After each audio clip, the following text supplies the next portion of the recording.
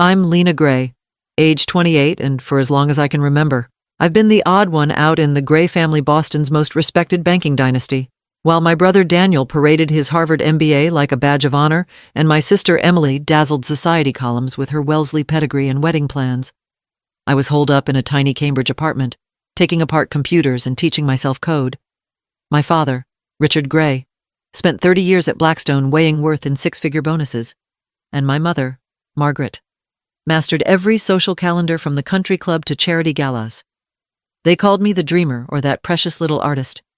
Never quite sure what to make of my midnight programming marathons or my modest salary at a healthcare startup. Tonight is our annual family gala at the Colonial Mansion on Beacon Hill, a night when my choices will be roasted alongside the lobster bisque. I've rehearsed my polite smiles, packed a bottle of $2 Chuck to match my intentionally simple outfit, and braced myself for the inevitable backhanded compliments. It's so brave how you don't care about status. And we're proud of Emily's engagement and Daniel's promotion. Of course, but this year feels different. My phone buzzes with updates from Alicia, my business partner, hinting at news that could finally shut them up for good. Sometimes the sweetest victories come when no one's watching, and tonight, under those crystal chandeliers, I plan to let success speak for itself. From the moment Lena Gray first sat down at her grandmother's old desk to dismantle a clunky desktop computer, she knew she was charting her own path, growing up in the shadow of Boston's storied financial elite. Lena quietly taught herself to code, logging countless midnight hours in her dorm room at MIT, fueled by instant coffee and sheer determination, while her classmates chased prestigious internships with bulleted resumes. Lena spent her weekends juggling part-time work at the campus library and a small stipend internship at a Cambridge healthcare startup, each dollar she earned carefully set aside in a savings account. By the time she graduated with honors, Lena had socked away more than $50,000, enough to develop a basic prototype of a platform she believed could transform patient care. She named it Secure Health, a HIPAA-compliant portal designed to match patients with specialists in real time, using early AI algorithms to optimize schedules and prioritize urgent cases. Lena rented a 200-square-foot corner office in a co-working space, where she and her business partner, Alicia Thompson, worked side by side on folding chairs and cardboard boxes.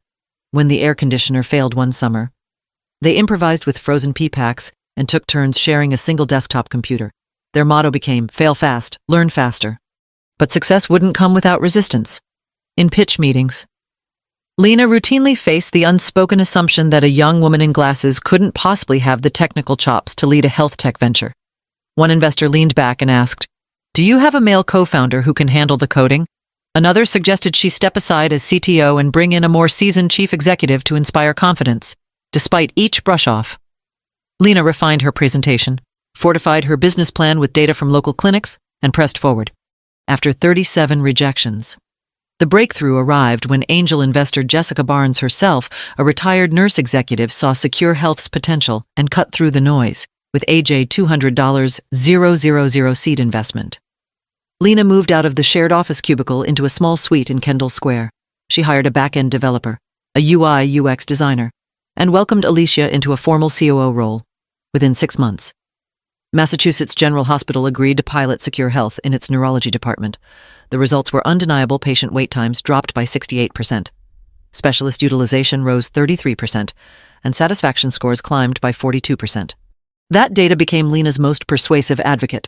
Armed with concrete numbers and real-world impact, she secured AJ $4.5 million Series A round, allowing her team to expand nationally.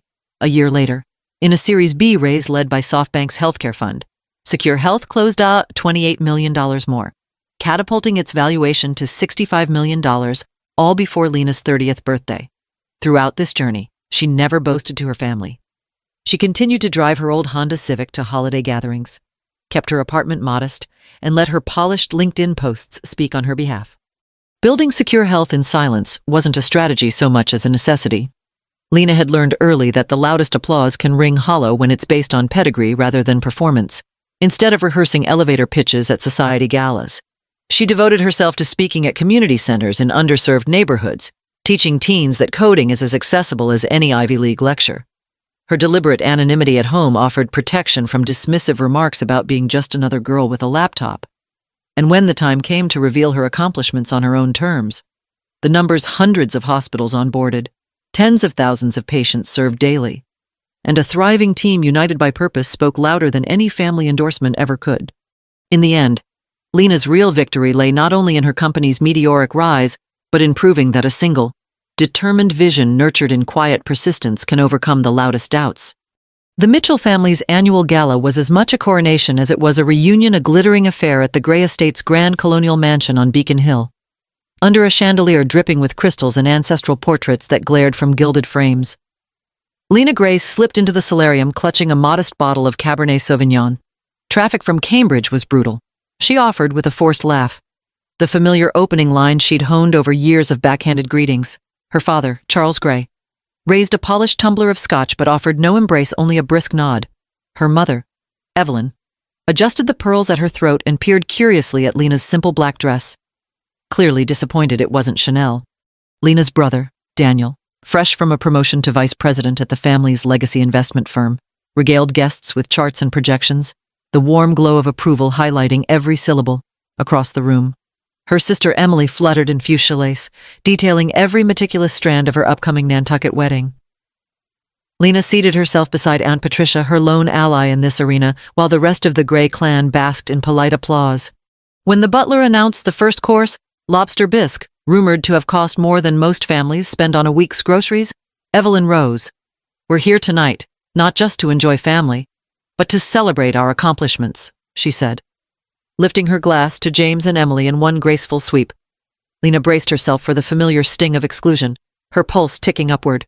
As forks clinked against porcelain, Charles leaned forward, clearing his throat. The room hushed instantly. "Your mother and I," he began, voice steady and measured, "have been reviewing our estate plans." His gaze swept the table, pausing momentarily on Daniel's gleaming cufflinks, then settling on Lena. With Daniel stepping into a senior leadership role next quarter and Emily preparing to establish her own household, we believe it's time to revisit how family resources are allocated. Her heart lurched. Lena had long anticipated this moment. Each backhanded compliment and dubious inquiry about her computer hobby had been leading here. She forced her shoulders back as Charles continued, effective immediately. "We are suspending your annual allowance and removing you from future inheritance consideration." A hush descended, so complete that even the muffled hum of the air conditioner seemed intrusive. Evelyn's face remained serene, as if announcing the weather. "We hope this motivates you to pursue choices more befitting the Gray legacy," she added, measuring each word like a boardroom decree. Lena's throat went dry. The allowance she had long since outgrown felt like a child's training wheels, and yet the formality of this public disownment cut deeper than any private slight. Daniel's smirk and Emily's feigned sympathy were dagger-sharp reminders of how collateral her achievements had become. Only Aunt Patricia's gentle squeeze of her hand offered solace. "Appropriate choices," Lena echoed, calm threading through her voice. "You mean abandoning a career I built from scratch?" Murmurs rippled around the table. A waiter hovered, uncertain whether to remove her bisque. The world seemed to tilt as memories flashed, the countless late nights coding algorithms, the cramped co-working cubicle in Kendall Square, the frozen peas they'd used to stay cool in a July heat wave, the $50,000 she'd scraped together to launch a prototype. Before Lena could respond, her phone buzzed insistently. Alicia, her COO, calling with news she could hardly believe. Lena glanced at the screen. SoftBank confirmed $40 million pre-IPO. The numbers glittered with a promise so bright it felt surreal against the dim candlelight. She stood, lifting the device toward the table.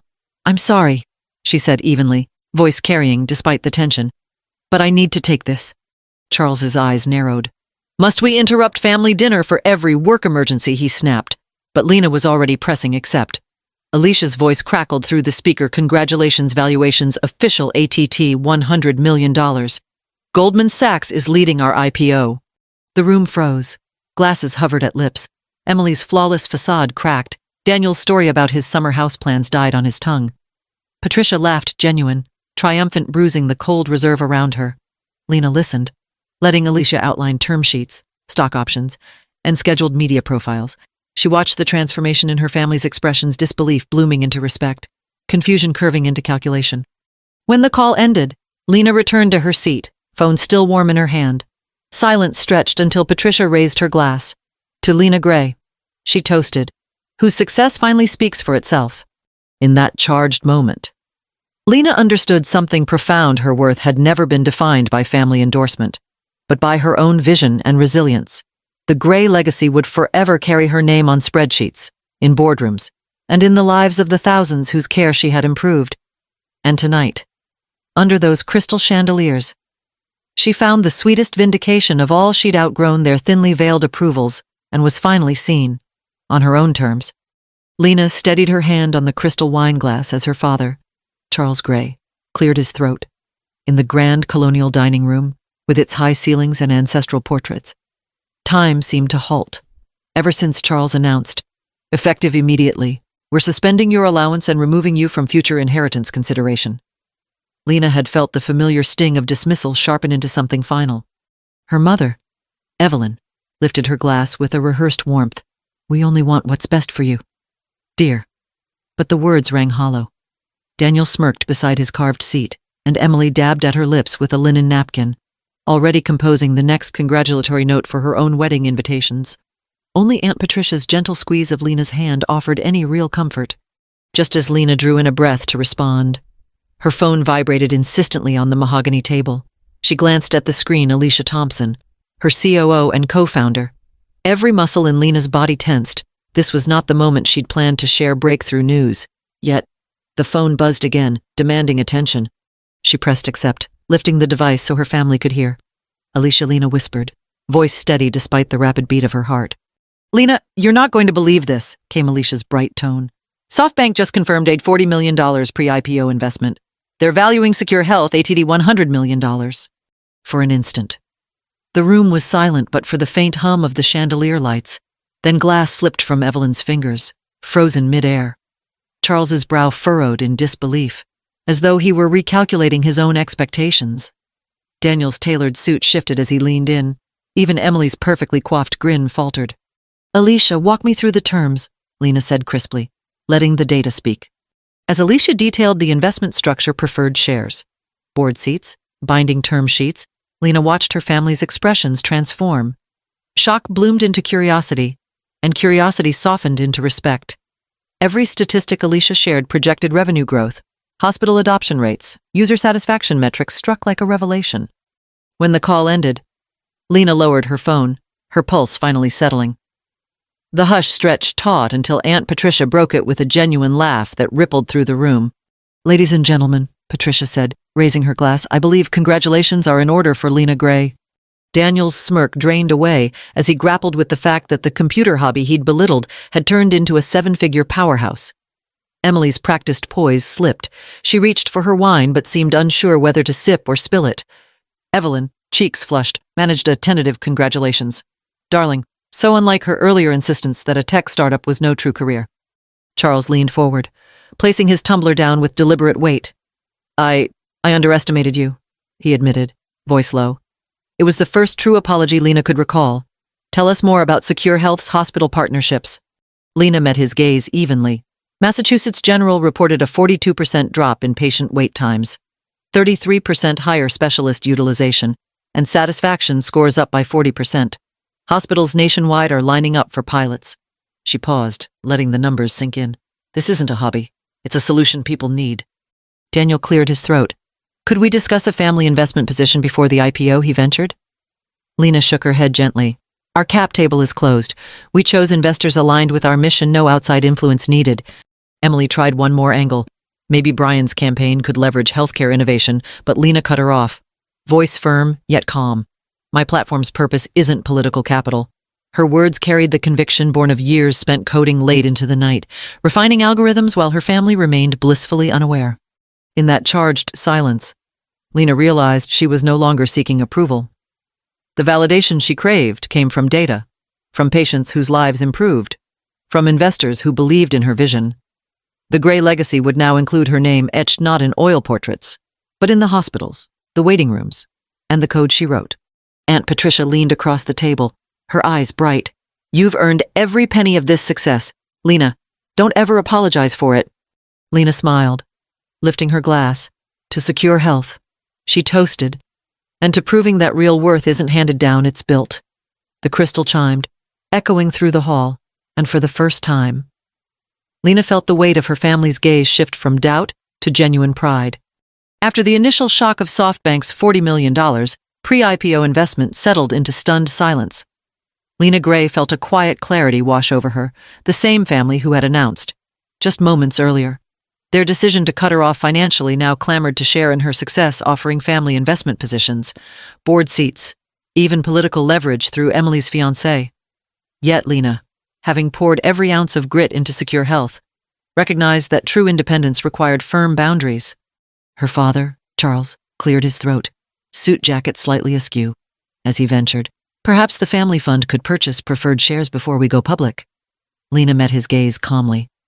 "Our cap table is closed," she replied evenly. "We chose investors who believe in our mission, not simply in returns. Thank you, but we're not accepting additional capital." The gasp from her mother, Evelyn, was audible, lips parted, pearl necklace shifting as she leaned forward.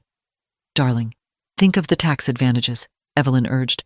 Lena shook her head. "Secure Health's board and investors are aligned with our vision. Bringing in unvetted partners now could jeopardize patient privacy and slow innovation." Daniel, ever the strategist, attempted a softer approach. "Lena, what if the Grays took a non-voting stake support without interference?" Lena's expression softened for a moment in empathy, but she stood firm. "I appreciate the offer, Daniel. But our governance structure is designed to protect the company from conflicts of interest. This isn't a game of titles, it's about improving care for hundreds of thousands of patients. That mission can't be compromised." A flicker of disappointment passed over Daniel's face, but he nodded. Emily cleared her throat in her fuchsia sheath dress, jewelry glinting under the chandelier. "Our network could open legislative doors," she suggested. Voice clipped. Lena inhaled, steadying herself against the tide of family expectations. "My focus is on healthcare, not politics," she said. "Secure Health has a dedicated policy team. I'd rather leave political fundraising to your campaign." Emily's perfectly manicured hand trembled slightly as she lowered her wineglass. Charles exchanged a swift glance with Evelyn, his wife's brow furrowed, as though she were attempting to solve a puzzle that refused to fit. "I only want to help," he insisted. Lena allowed herself a small, understanding smile. "I know you do," she said softly, "and I'm grateful for your support. But after last night, I need to decide for myself which voices guide Secure Health's future." She paused, letting the gravity of her words sink in. "I've built this company from a one-room apartment and $50,000 in savings. I intend to determine its direction as its founder." Aunt Patricia, sitting with quiet dignity at Lena's side, raised her glass. To Lena's vision and leadership, she toasted. The room fell into an uneasy hush, heavy with unspoken realizations. For the first time, the Gray family's carefully maintained hierarchy had shifted. The daughter they once dismissed was now the architect of her own destiny and of a healthcare revolution. Seeing no further lines of negotiation, Lena rose from her seat. "I'll be heading home," she announced. The clink of her chair on the marble floor echoed through the dining room. Her parents, still processing the turn of events, managed polite, if contrived, farewells. Daniel offered a tight-lipped smile. Emily murmured something about catching up soon. Patricia slipped her arm through Lena's and guided her toward the front door. Outside, the cool Boston evening wrapped around them as they descended the stone steps. Lena paused, breathing in the salt-tinged air drifting in from the harbor. "Thank you, Aunt Patricia," she said, voice warm, "for everything." Patricia squeezed her hand. "You did it, dear. On your terms." In the back seat of Patricia's classic Cadillac, Lena allowed herself to reflect the family's sudden eagerness to invest. Their well-meaning but misguided attempts to shape her company all underscored why she'd kept Secure Health separate. Independence wasn't about pride, it was about preserving a culture of innovation and integrity. She'd given her family every chance to participate, but now she knew the most valuable shares were those she held in her own vision. The following weeks confirmed her resolve.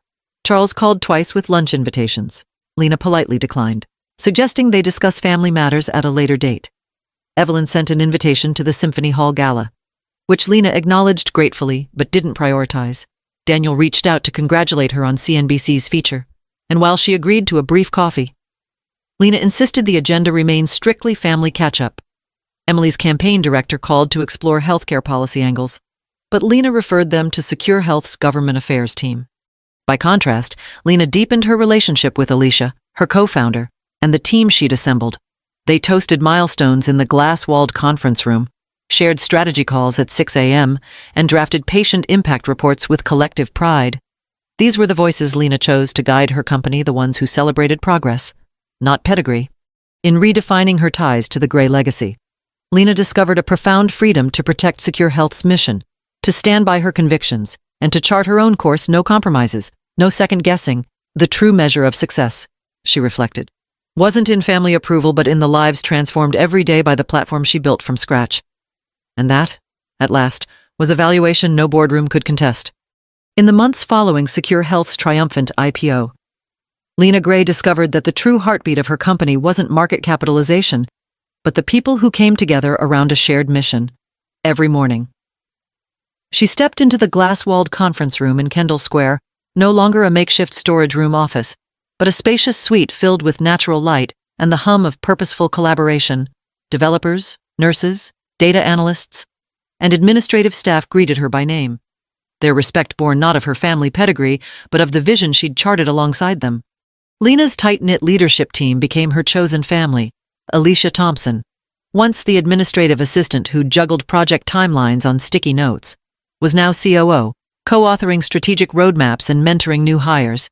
Marcus Lee, the back-end developer who debugged that first prototype, led the engineering squad, and Dr. Priya Patel, a volunteer medical advisor, brought real-world clinical insights to product design, over celebratory lunches of lobster rolls from a nearby food truck and evening strategy sessions fueled by Dunkin' coffee. They laughed, challenged each other, and celebrated every milestone from reducing average patient wait times by 70% to launching a pilot in a rural Michigan health system. Lena insisted on monthly town halls, where every employee, whether in marketing or customer support, could speak directly to leadership. These gatherings weren't polished corporate events, but honest forums. Team members shared patient stories, raised questions about scalability, and proposed feature enhancements. Lena listened when a Texas-based nurse suggested adding a Spanish-language interface for Hispanic seniors. The product team built it within weeks. Momentum grew, not through top-down decree, but through grassroots empowerment. For the first time, Lena felt the warmth of being part of a community that valued her contributions as much as she valued theirs. Outside the office, Lena invested in the broader healthcare and tech ecosystems. She launched the Gray Innovation Fellowship, funding 5 recent college graduates with $20,000 stipends each to develop health tech prototypes. One fellow's remote monitoring wristband for heart patients would later be integrated into Secure Health's platform. She also spoke at conferences from Women in Technology Summit in San Francisco to the American Geriatric Society meeting in Atlanta, always mindful of crafting her message in clear, accessible English and peppering presentations with anecdotes about the grandmother in Miami or the grandfather in Phoenix who'd finally seen a specialist within days, not months. At home, Lena redefined family gatherings. She invited key team members to informal dinners in her Back Bay townhouse, occasional pot roasts, apple pies, and home-brewed iced tea served on the rooftop deck overlooking the Charles River. When Alicia celebrated her engagement, Lena threw a surprise barbecue in her honor. When Marcus's son was born, Lena sent a hand-knit blanket and arranged for remote work flexibility. These gestures underscored the authenticity of her leadership.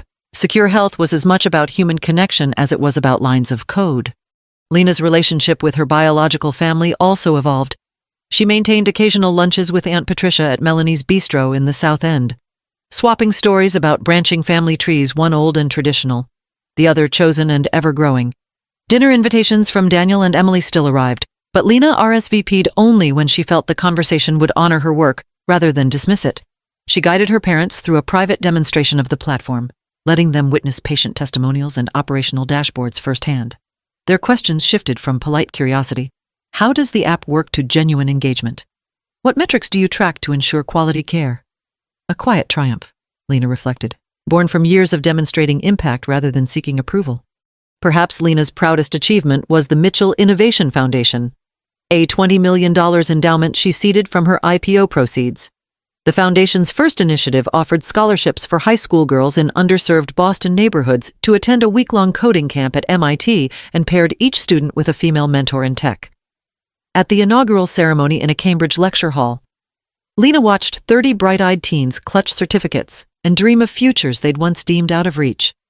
She remembered her own 15-year-old self, tinkering with circuit boards under her bedroom lamp, hungry for guidance she'd never received.